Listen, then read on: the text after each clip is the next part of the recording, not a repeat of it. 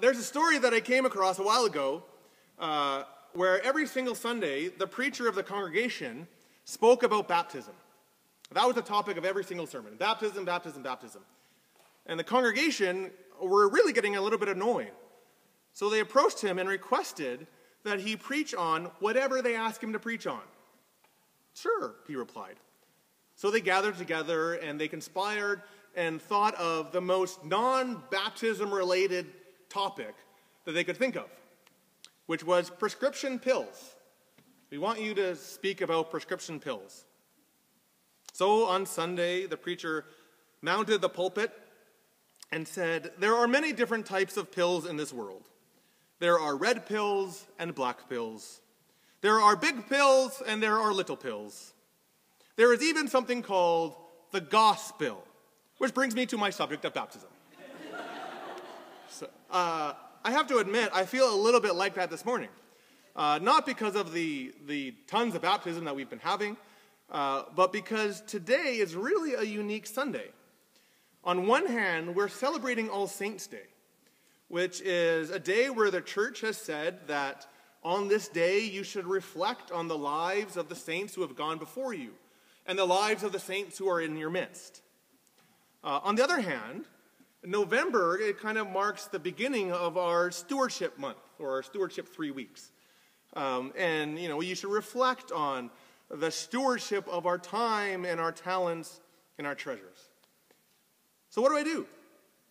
How do I talk about one, but then slowly slide in the other one in a natural but totally forced manner? So my tactic, ignore it all. That's what I'm doing. Because our reading from Colossians has a fabulous prayer. And it's a fabulous prayer for the church, where Paul prays that the church live out the will of God.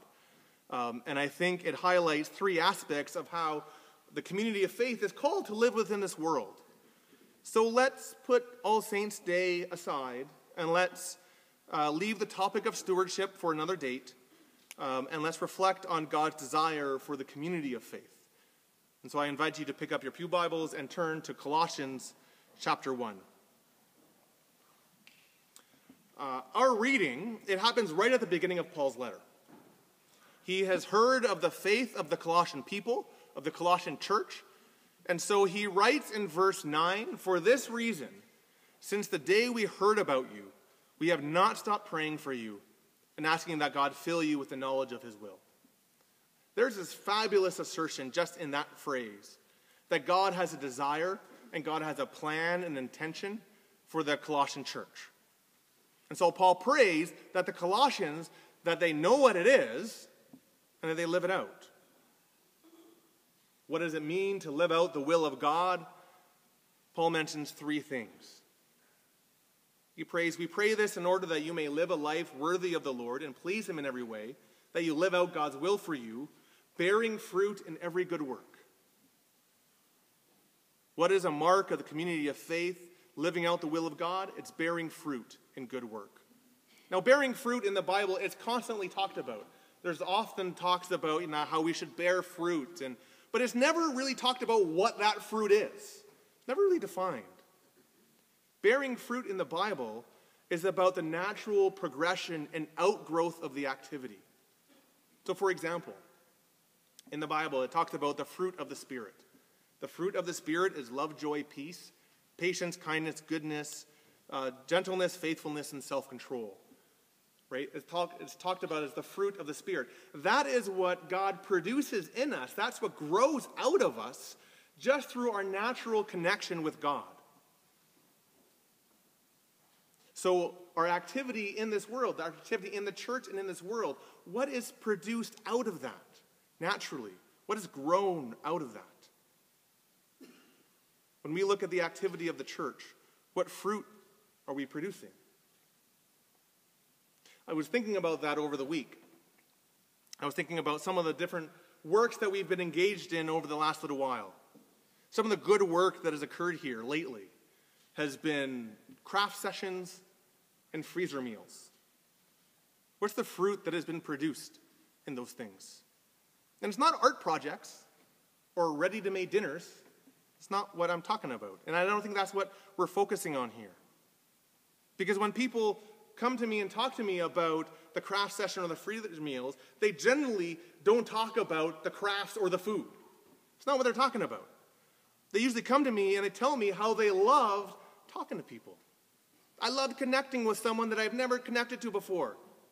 We've sat on the same side of the church. I've seen them, they've seen me, but we've never talked, and they really enjoy that. What has been produced by those good works has been a sense of community. The community was being drawn together. And that sense of community spreads in the wider area. You know, just before our section, Paul talks about how the gospel is bearing fruit in the whole world. There is something powerful. There is something amazing and altogether life-altering when we see a community of people joyfully connecting to each other. And it becomes attractive to others. And it calls to them. But that's not to suggest that producing the fruit of good works is just a matter of numbers. Right? Whether we see the attendance numbers at the back or the financial numbers on the budget lines. There is a deeper issue here. You know, the fruit that can be produced is a sense of community. The fruit that can be produced is a sense of joy. The fruit that is produced can be a time of prayer. The deeper thing, though, Paul says, the deeper issue is the knowledge of God. Paul prays that the church bear fruit in good works and that they grow in the knowledge of God. Sometimes churches these days can be very focused on their numbers, can't they?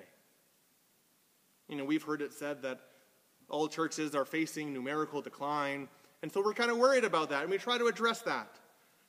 And it's the number one kind of topic that sometimes clergy talk about. What do we do? How do we turn around the church? How do we grow the church? What do we do? It's the number one question that's posed to youth workers and clergy, and I'm pretty sure we posed it to the bishop as well. What are you going to do, bishop, to grow the church here? But is that what it's about? See, Paul says no. The task for the community of faith, the task of the church living out the will of God, says Paul, is growth. That much is true. But we look at how much we grow in the knowledge and the love of God. Because after all, that's what marks the community of faith. It's often been quipped that a graveyard has a whole lot of numbers, but not a whole lot of life to it. We are to grow in the life of God, in the knowledge of God. Part of what it means to live out the will of God in our lives in this place is to become increasingly focused and passionate about who God is and what God does and what God is doing. I remember the opening service of my first year in seminary. I'm sitting there, I'm a young whippersnapper, and I'm excited but totally nervous to be in seminary, to train to be a priest and enter the ministry. And the sermon was preached by the principal of the college, the Reverend Dr. George Sumner, and he preached on the lesson of Paul's passage, I resolve to know nothing except Christ and him crucified. And he said in his sermon, in seminary, you will learn a lot of things. But if any of it gets in the way of you knowing Christ and him crucified, get rid of it, because you don't need it. Because that's what the health of the church is about.